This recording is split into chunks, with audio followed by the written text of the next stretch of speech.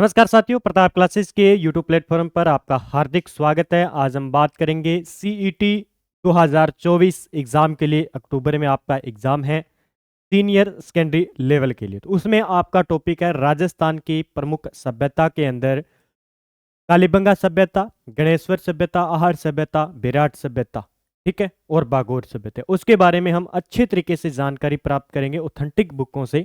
और सबसे पहले आज हम बात करेंगे, आप पीछे देख रहे होंगे मेरे, गणेश्वर सभ्यता। इसके बारे में, गणेश्वर सभ्यता के बारे में आज पढ़ने वाले हैं, जहां से सीईटी एग्जाम के अंदर आपके 1 या 2 प्रश्न पक्का बनेगा। और नवीनतम जानकारी भी मैं आपको बताने वाला हूं कि गणेश्वर को पुरातत्व का पुष्कर क्यों कहा जाता है, और यहाँ पे कृपीषण वर्णी जो मृदभांड है वो उसके प्रकार प्राप्त हुए हैं। फिर यहाँ पे पेडेंट ग्रेवेयर भी मिले हैं। इसकी क्या जानकारी है, पेडेंट ग्रेवेयर किस प्रकार के बर्तन होते हैं, किस प्रकार के मिले हैं। और ताम्र युगीन सभ्यता आप जानते हो, इसके बारे में आज हम पूरी जानकारी प्राप्त करेंगे। जो साथी first grade, second grade, all exam competition की तैयारी करें उनके लिए भी महत्वपूर्ण है, और सीईटी एग्जाम के लिए तो महत्वपूर्ण है। सभी साथी वीडियो को एक बार शेयर कर दीजिए, और अन्य जो साथी आपके लिए साथ में तैयारी करें उन्हें भी शेयर करें, ठीक है। तो देखिए, आज के हम सेशन की बात करते हैं समान पात्रता परीक्षा यानी 12वीं लेवल एग्जाम के लिए। तो हम सारे टॉपिक को कवर करेंगे जहां से एग्जाम में प्रश्न बन सकता है, ठीक है। देखिए, हम बात करते हैं गणेश्वर सभ्यता के बारे में। देखिए, स्थिति के बारे में देखें, गणेश्वर सभ्यता की स्थिति के बारे में देखें तो है राजस्थान में कहां पे, गणेश्वर का टीला, तहसील नीमका थाना में कांतली नदी के उद्गम स्थल पर अवस्थित है। याद रखना, पहला प्रश्न तो ये बना जाता है कि निम्न में से गणेश्वर सभ्यता है कहां पे। गणेश्वर सभ्यता की बात करें तो गणेश्वर सभ्यता है कहां पे, इसके बारे में जानकारी मिलती है। क्या पूछा जाता है कि गणेश्वर सभ्यता है वो कहां पे है, तो सबसे पहले आपको याद रखना है सीकर जिले के अंदर है, सीकर जिले के अंदर। और नवीनतम जिला आपसे पूछा जाए तो नवीनतम जिले के आधार पर आ जाएगा नीम का थाना।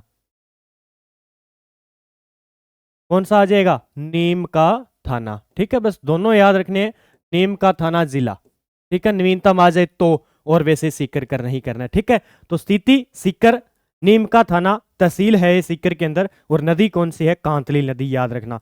ये आप देख सकते हो तस्वीर, ये है गणेश्वर सभ्यता को जाने के लिए मार्ग है, जो कि आप तस्वीर में देख सकते हो। गणेश्वर सभ्यता पूर्व हड़प्पा कालीन ताम्रयुगीन सभ्यता है, यानी हड़प्पा से पहले के जो साक्ष्य मिले यहाँ पे मिले हैं, तो हड़प्पा, पूर्व हड़प्पा कालीन ताम्रयुगीन सभ्यता भी इसे कहा जाता है, ठीक है। क्या कहा जाता है, पूर्व हड़प्पा कालीन ताम्रयुगीन सभ्यता भी कहा जाता है। तो ये 2 प्रश्न यहां से सीधे बनते हैं कि सीकर जो गणेश्वर सभ्यता है वो किस जिले में है, सीकर में है। पुराने के आधार पर अगर नवीनतम पूछा जाए तो नीम का थाना आप आ जाएगा। उसके बाद नदी पूछी जाए तो कांतली नदी, और आपसे पूछा जाए कि निम्न में से पूर्व हड़प्पा कालीन ताम्रयुगीन सभ्यता कौन सी है, तो ऑप्शन में आपको गणेश्वर सभ्यता भी मिलेगी।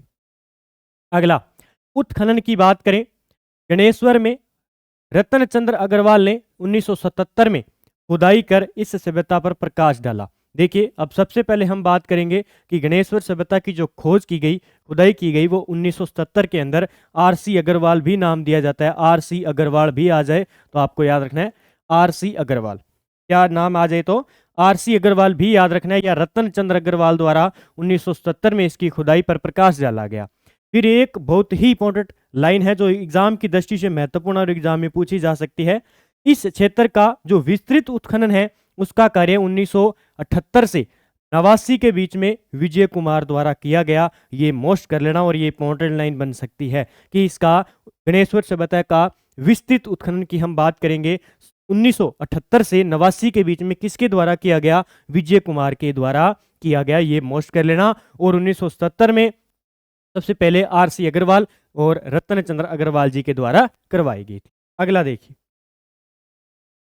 टीपी अग्रवाल ने रेडियो कार्बन विधि, जो C14 विधि है ना, C14 विधि, ठीक है, विधि एवं तुलनात्मक अध्ययन के आधार पर इस स्थल की तिथि 2800 ईसा पूर्व निर्धारित की गई है। यानी जो कार्बन, रेडियो कार्बन विधि है, उसके आधार पर और तुलनात्मक अध्ययन के आधार पर जो इसका स्थल की जो खोज बताई गई है, यानी कितनी पुरानी ये सभ्यताएं हैं, तो ये इन्होंने कहा है कि 2800 ईसा पूर्व।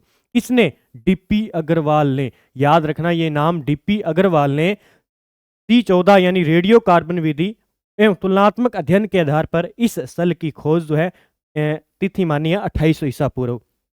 फिर ताम्रयुगीन संस्कृति के केंद्रों में से प्राप्त तिथियों में यह प्राचीनतम है। क्या है ये? प्राचीनतम है, इसलिए तो पूर्व हड़प्पाकालीन संस्कृति भी इसे कहा जाता है।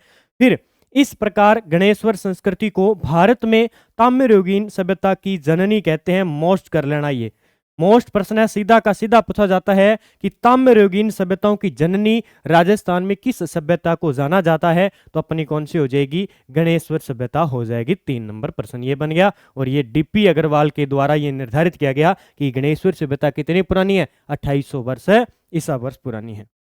अगला, गणेश्वर के उत्खनन में से लगभग 2000 ताम्र आयुध व ताम्र उपकरण प्राप्त हुए हैं जो गेरिक रंग वाले मृद भांडों यानी पेटेंट ग्रेवेयर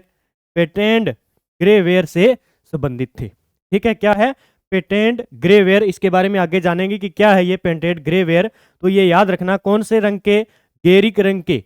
कौन से? गेरिक रंग वाले मृद भांडों के पेटेंट ग्रेवेयर भी मिले हैं। ये याद रखना, एग्जाम में पूछा जा सकता है कि पेटेंट ग्रेवेयर जो मृद भांड है वो किस सभ्यता से मिले हैं? तो याद रखना आपको गणेश्वर सभ्यता से मिले हैं। ठीक है, ये याद रखना आपको।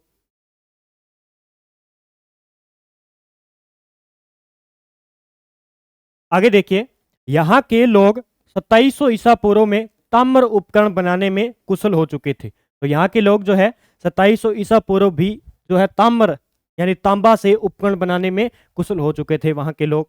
फिर कुराड़ा में सन 1934 में प्राप्त उपकरण यहीं से गए प्रतीत होते हैं। जो खुराड़ा सभ्यता है वहां पे भी 1934 में प्राप्त उपकरण जो है वो माना जाता है कि यहां से जो उपकरण तैयार हुए थे वहां पे पहुंचे थे। ये प्राय 2000 ईस्वी पूर्व के माने जाते हैं। तो ये भी थोड़ा सा डाटा आपको याद रखना है। अगला, यहां से नालीदार प्याले भी मिले हैं। अब देखो विशेषता के बारे में, तो क्या क्या मिले हैं? एक तो नालीदार प्याले भी मिले हैं, ये याद रखना है। ठीक है, फिर कांतली नदी के पास गणेश्वर के उत्खनन से पेंटेड ग्रेवेयर यानी जिसे कहते हैं चित्रित दूसर मृद भांड, हिंदी में सीधा आपसे पूछा जाए कि चित्रित दूसर मृद भांड किस सभ्यता से मिले हैं, तो गणेश्वर सभ्यता आपको करना है। और कांतली के दक्षिणी तट पर सोनारी जोधपुर, सोनारी कहाँ पे है? झुंझुनू के अंदर सभ्यता है। और जोधपुरा सभ्यता कहाँ पे है? जयपुर के अंदर। और आसपास के क्षेत्र ये लगते हैं किसके अंदर? सीकर के, सोनारी झुंझुनू। ठीक है, दोनों याद रखने हैं। तो मैं ब्लैक एंड रेड वेयर मिले हैं। तो हम बात करें कांतली की जो दक्षिणी साइड है वहां पे जो सोनारी सभ्यता है झुंझुनू के अंदर आसपास का क्षेत्र, और जोधपुरा सभ्यता था जो जयपुर का, तो वहां पे क्या मिले हैं? Black and red. देखिए ब्लैक एंड रेड और पेंटेड ग्रे वेयर होता क्या है इसमें, देखिए थोड़ी सी जानकारी मैं आपको बता देता हूं। देखिए ये देखिए,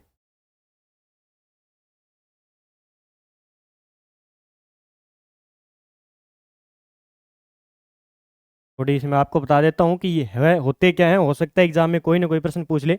देखिए पेटेंट ग्रे वेयर चित्रित दूसर मृद भांड संस्कृति, जिसे कहते हैं PGW। ठीक है, क्या कहते हैं?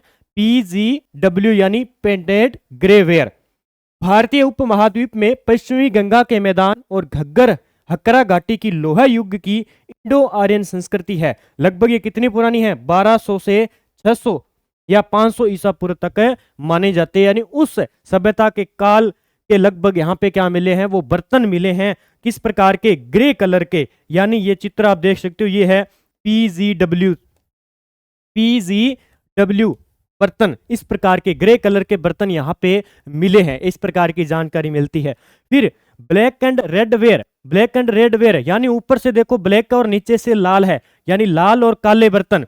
तो काले और लाल बर्तन या ब्लैक एंड रेड वेयर जिसे BRW एक दक्षिण एशियाई मिट्टी के बर्तनों का समूह है। ये बर्तन नवपाषाण काल, हड़प्पा, कांस्य युग, लोहा युग और प्रारंभिक ऐतिहासिक काल से जुड़े हुए हैं। तो इस प्रकार के भी साक्ष्य यहाँ से मिले हुए हैं। इस प्रकार इसको कहा गया है कि कांतली के आसपास के उत्खनन से, कांतली के पास जो उत्खनन किया गणेश्वर सभ्यता का, वहां से पेंटेड ग्रेवेयर यानी PGW प्रकार के बर्तन और चित्रित दूसर मृदभांड, और दूसरा कांतली नदी का जो दक्षिणी साइड में खोजा गया, वहां पे सुनारी सभ्यता झुंझुनू और जोधपुरा जयपुर के अंदर ब्लैक एंड रेड वेयर प्रकार के बर्तन मिले हैं। तो ये सीधा का सीधा एग्जाम में पूछा जा सकता है। यानी ब्लैक एंड रेड वेयर प्रकार के जो बर्तन है वो किस सभ्यता से मिले हैं, याद रखना है, ठीक है।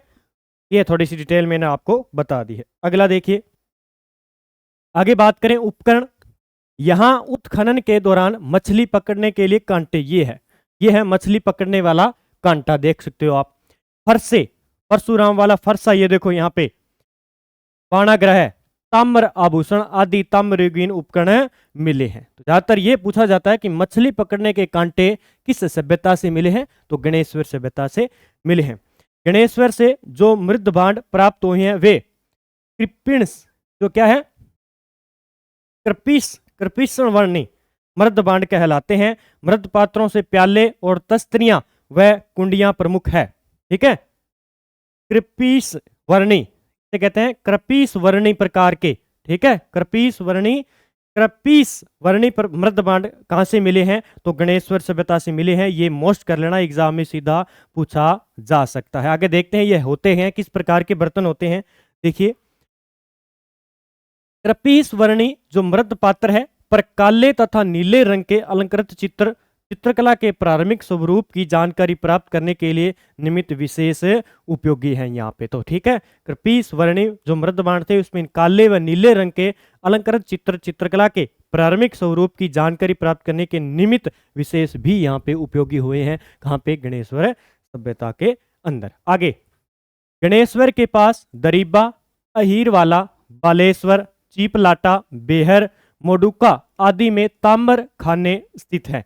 तो ये जो स्थान है गणेश्वर के पास में, वो दरीबा आपने देखा होगा, अहीरवाला है, बालेश्वर है, चीपलाटा है, बेहर है, और मोडुका स्थान किसके लिए भी प्रसिद्ध है, अब ताम्र खाने के लिए प्रसिद्ध थी। दोहन नदी, याद रखना, दोहन नदी बालेश्वर की ताम्र खानों के उत्तरी भाग से निकलती है। किससे निकलती है, उत्तरी भाग से निकलती है। इसके अलावा सोता नदी जो साबी की सहायक नदी है, वह भी अहीरवाला दरीबा ताम्र खानों के दक्षिण पूर्व से निकलती है। यह भी जानकारी हमें मिलती है, ठीक है। आगे, इन्हीं नदी मार्गों से सांबर क्षेत्र में बने हुए उपकरण हरियाणा, पंजाब और उत्तर प्रदेश में भेजे जाते हैं। अब देखिए यहाँ पे हम माने तो देखिए यहाँ पे सीकर जिला, ये सीकर जिला है, यहाँ पे इसी के जस्ट नीचे जयपुर है, यहाँ पे लगभग सीकर है। तो देखो पंजाब भी पास में है, हरियाणा और यूपी, यहाँ तक क्या भेजा जाता था, यहाँ से तांबा जो क्षेत्र है तांबा निकाल के भेजा जाता था, यानी व्यापार किया जाता था। गणेश्वर के बने ताम्र उपकरण और तांबा सिंधु के स्थानों में नदी मार्गों द्वारा पहुंचाया जाता था, इसलिए गणेश्वर को पुरातत्व का पुष्कर भी कहा जाता है। ये मोस्ट करना, आपसे पूछा जाए कि निम्न में से किस सभ्यता या स्थान को पुरातत्व स्थल का पुष्कर भी कहा जाता है, तो गणेश्वर सभ्यता को कहा जाता है। ये भी आपको याद रखना है। सिंधु नदी आपको पता है इस प्रकार है, तो सिंधु नदी के आसपास के क्षेत्रों यानी नदियों के मार्गों से जो है तांबा बाहर है ले जाया जाता था, तो ये भी आपको याद रखना है। इतनी डिटेल मैंने आपको बता दी है। आगे, गणेश्वर के उत्खनन से आवास संबंधी साक्ष्य के रूप में मकानों के अवशेष मिले हैं। एक तो ये याद रखना है, मकान पत्थर के बनाए जाते थे, ये मोस्ट कर लेना। मकान जो है किस प्रकार के बनाए जाते थे, पत्थर के बनाए जाते थे। ईंटों का उपयोग नहीं किया जाता था, इसमें ईंटों का उपयोग नहीं किया जाता था। फिर पूरी बस्ती को बाढ़ से बचाने के लिए कई बार वृत्ताकार पत्थर के बांध भी बनाए जाते थे। अब सीधा पूछा जाता है कि निम्न में से पूरी बस्ती यानी बाढ़ से बचाने के लिए लोगों के लिए स्पेशल पत्थर के बांध किस सभ्यता में मिले हैं, तो वो आ जाएगी गणेश्वर सभ्यता। ये इतनी विशेषता थी जो हमारे एग्जाम के लिए इंपॉर्टेंट हो जाती है। तो ये किस प्रकार आपको डाटा लगा और कुछ मैंने चीजें आपको बताई थी, उनका विशेषकर ध्यान रखना है। पहली बात तो एक ये हो गया, पत्थर के बांध बनाए जाते थे। एक, मकान पत्थर के बनाए जाते थे, ईंटों के नहीं बनाए जाते थे, ठीक है। अगले देखें तो इसे गणेश्वर का पुरातत्व यानी पुरातत्व का पुष्कर भी कहा जाता है गणेश्वर सभ्यता को, ठीक है। ये याद रखना। एक इसमें हम बात करें तो ये खाने ज्यादा इंपॉर्टेंट नहीं है हमारे एग्जाम के लिए। एक याद रखना, ये कृपीस वर्णी मृद पांड मृद पात्र कहाँ से मिले हैं? गणेश्वर सभ्यता से, ये याद रखना है शब्द। फिर उपकरण यहाँ से एक तो मछली पकड़ने के कांटे मोस्ट याद रखना है, फर्श से याद रखना है बाणाग्रह और ताम्र आभूषण प्राप्त करने हैं, और ये मैंने आपको बता दिए हैं। तस्तरियां, प्याले, तस्तरियां और कुंडियां भी प्रमुख प्राप्त हुई है। आगे देखिए, आगे मैंने बताया था इंपॉर्टेंट जो टॉपिक था, पॉइंट था ये पेटेंट ग्रे वेयर और ब्लैक एंड रेड वेयर गेर, ये कहाँ से मिले हैं ये भी याद रखना है आपको। फिर ये गेरी रंग वाले मृद बाण पेटेंट ग्रे 2700 ईसा पूर्व। उसके बाद में डीपी अग्रवाल ने जो रेडियो कार्बन पद्धति है उसके आधार पर 2800 ईसा पूर्व इसका निर्धारण जो है माना है, बस ये है। और इसे तम भारत में तम्रयुगीन सभ्यता की जननी कहा जाता है, ये एग्जाम में पूछा जाता है बार बार। और इसकी जो शुरुआत है वो आर.सी. अग्रवाल द्वारा 1977 में, और विस्तृत खोज की थी 1978 से 89 के बीच में विजय कुमार के द्वारा। तो ये छोटी सी हमारी गणेश्वर सभ्यता थी जिनके बारे में मैंने आपको थोड़ी सी जानकारी बताई, और इसके जवाब आप कमेंट बॉक्स में दीजिए कि आपको ये जानकारी कैसी लगी। ठीक है, तो मैंने थोड़ा सा डाटा निकाला और आपको उपलब्ध करवाया है। कोई भी आप एग्जाम की तैयारी करें तो आपके लिए महत्वपूर्ण है, कोई ऐसा नहीं है कि जो सीईटी लिखा हुआ है तो सीईटी के लिए ही जरूरी है। कोई भी व्यक्ति, कोई भी साथी देख सकता है अच्छे तरीके से, आपको डाटा अच्छे तरीके से पढ़ना है। ठीक है, तो इसमें ज़्यादातर एक तो गणेश्वर सभ्यता कहाँ पे है, नीम का थाना या सीकर कर सकते हो आप, जो नवीनतम जिले के आधार पर। दूसरा नदी कौन सी है, कांतली नदी पर। और इसका तीसरा उत्खनन किसने करवाया, और विस्तृत उत्खनन किसने करवाया, और यहाँ पे क्या क्या जैसे मछली पकड़ने के कांटे और फरसे और तांबे के आभूषण मिले हैं। उसके बाद में जो मैंने बताया था कृपिण, जो कृपीस वर्णी मृदबांड मिले वो याद रखने एक तो, और उसके बाद में जो मैंने दो चीज़ और बताई थी। ठीक है, तो इतनी हमारी गणेश्वर सभ्यता थी। आगे हम देखते हैं कालीबंगा या आहड़ या कोई भी टॉपिक एक लेकर आएंगे, अच्छा लेकर आएंगे, एग्जाम के लिए इंपॉर्टेंट हो हमारे लिए। जय हिंद, जय भारत दोस्तों, मिलते हैं अगले वीडियो के साथ में।